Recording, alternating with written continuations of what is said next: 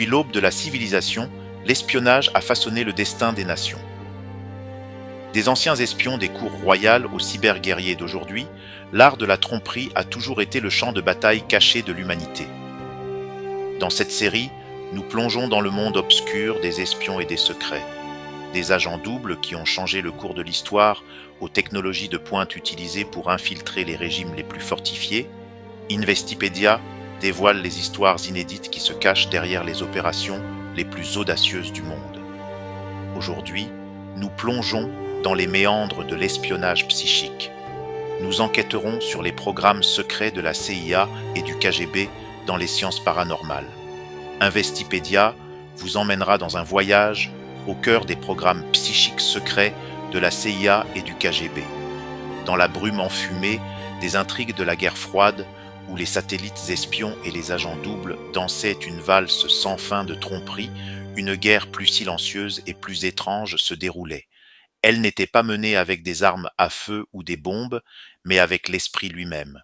La CIA et le KGB, engagés dans une course pour dominer non seulement la Terre, mais aussi l'invisible, se sont plongés dans le paranormal, un théâtre clandestin où les espions psychiques scrutèrent des royaumes interdits et touchèrent des secrets qui dévoileraient la réalité elle-même.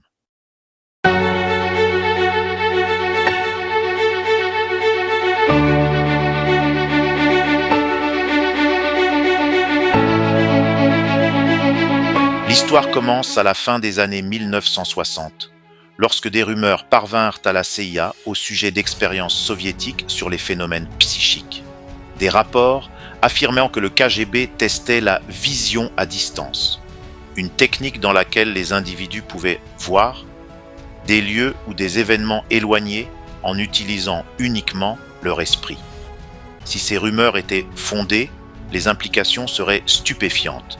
Des secrets nationaux, des installations militaires cachées et même des stratégies sur le champ de bataille pourraient être dévoilées sans qu'un seul agent ne franchisse les lignes ennemies. Alarmée, la CIA lança le projet Stargate dans les années 1970, un programme conçu pour enquêter sur de telles capacités et les reproduire. L'initiative réunissait des scientifiques, du personnel militaire et un groupe de médiums excentriques. À la tête de ce groupe se trouvait Pat Price, un ancien policier dont les capacités allaient devenir à la fois une bénédiction et une malédiction pour le programme. Pat Price n'était pas le genre d'homme que l'on s'attendrait à trouver au cœur de l'une des expériences les plus inhabituelles de la CIA. Né en 1919, il travaillait comme policier à Burbank, en Californie, où sa vie était définie par la routine et l'ordre. Cependant, sous son apparence apparemment ordinaire, Price prétendait posséder des capacités extraordinaires. Il croyait pouvoir voir des lieux et des événements lointains avec son esprit, un phénomène plus tard appelé vision à distance. Son incursion dans le monde de l'espionnage psychique a commencé lorsqu'il a attiré l'attention du docteur Hal Puthoff et de Russell Targ, chercheurs du Stanford Research Institute, SRI, en Californie. Au début des années 1970, le SRI menait des expériences sur les phénomènes psychiques dans le cadre d'un projet financé par la CIA qui serait plus tard connu sous le nom de projet Stargate. Les compétences de Price lors de ces expériences étaient tout simplement remarquables et il est rapidement devenu l'un des atouts les plus précieux du programme. Lors de l'une de ses démonstrations les plus célèbres, Price a été chargé de décrire un lieu choisi au hasard par les chercheurs du SRI. Sans aucune connaissance préalable, il a fourni des détails étrangement précis sur un centre de recherche gouvernemental, notamment une infrastructure spécifique et la présence de technologies avancées.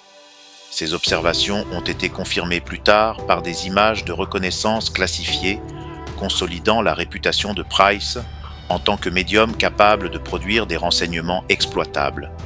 Son talent n'est pas passé inaperçu auprès de la CIA, qui l'a embauché pour participer à diverses opérations à enjeux élevés.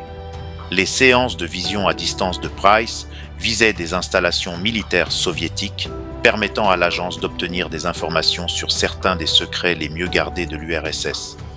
L'une de ses visions les plus surprenantes concernait une base militaire soviétique. Sans quitter sa chaise en Californie, Price a décrit, avec des détails étranges, une installation hautement classifiée au cœur des montagnes de l'Oural. Ces croquis correspondaient aux images de reconnaissance aérienne obtenues plus tard, preuve que ses capacités n'étaient non pas facilement écartées. Mais c'est la vision de Price d'un type de base entièrement différent qui fait encore frissonner les couloirs de la tradition du renseignement. Lors d'une séance, Price a affirmé avoir vu une installation secrète sur le mont Ace en Alaska. Ce qui rendait cette base inhabituelle, c'étaient ses prétendus opérateurs, pas seulement des hommes, mais des extraterrestres. Price a décrit des machines avancées, des panneaux de contrôle lumineux et du personnel humain travaillant aux côtés d'êtres extraterrestres. L'idée d'une collaboration entre extraterrestres et gouvernements fantômes a été accueillie avec scepticisme, même au sein du programme Stargate. Pourtant, la conviction de Price était inébranlable. Il a prévenu ses supérieurs que la base n'était pas seulement un avant-poste, mais une menace potentielle. Que sa vision soit le fruit de son imagination ou de quelque chose de plus reste une question sans réponse, mais elle a suscité un malaise parmi les superviseurs du programme. Pendant ce temps, de l'autre côté du rideau de fer, le KGB menait ses propres expériences dans le cadre de programmes comme le projet Trofimov et Blue Star. Des médiums soviétiques auraient accompli des prouesses qui semblaient impossibles.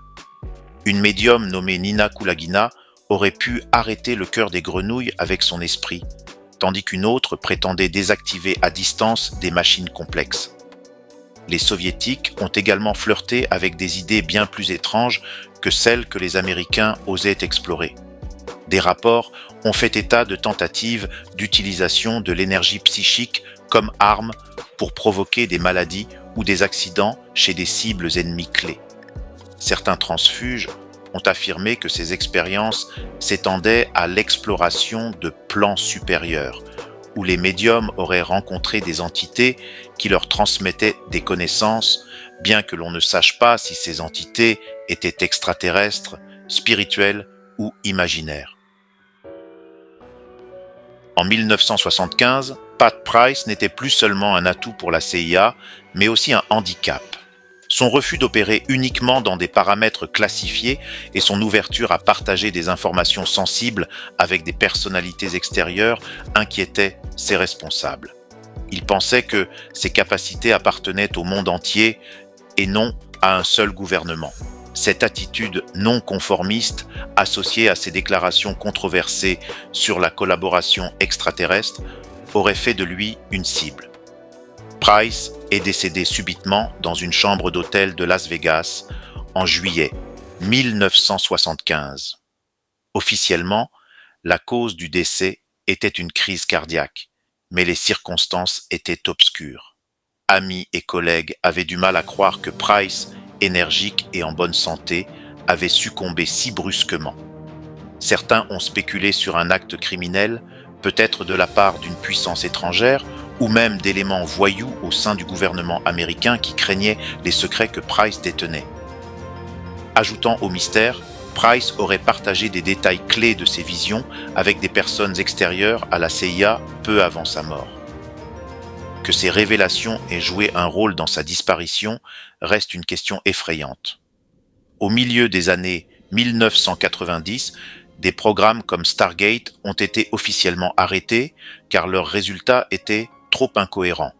Pourtant, des documents déclassifiés révèlent un degré de réussite surprenant dans des cas spécifiques. Des visionnaires à distance ont fourni des renseignements exploitables lors de crises d'otages comme celle de Téhéran en 1979 et même pendant la guerre du Golfe. De l'autre côté de l'océan, des médiums soviétiques auraient influencé les résultats de négociations diplomatiques. Ce qui reste clair, c'est que les deux pays ont vu suffisamment de promesses dans les phénomènes psychiques pour y investir des décennies et des millions de dollars. Les aperçus alléchants de royaumes interdits, bases extraterrestres, collaborations obscures et exploits impossibles continuent de hanter la périphérie de l'histoire de la guerre froide. Les programmes psychiques de la CIA et du KGB se situaient à cheval entre la science et le mysticisme, la paranoïa et le possible. Ils nous rappellent jusqu'où les nations sont prêtes à aller dans leur quête de domination et les phénomènes étranges et inexpliqués qui restent hors de portée. Comme l'a fait remarquer Pat Price, l'esprit est la frontière ultime et certaines portes, une fois ouvertes, ne peuvent plus jamais être fermées. Que les médiums de la guerre froide aient entrevu la vérité ou aient simplement éclairé les limites de la croyance, leur histoire est un sombre témoignage de la curiosité humaine et du pouvoir étrange et illimité de l'esprit humain.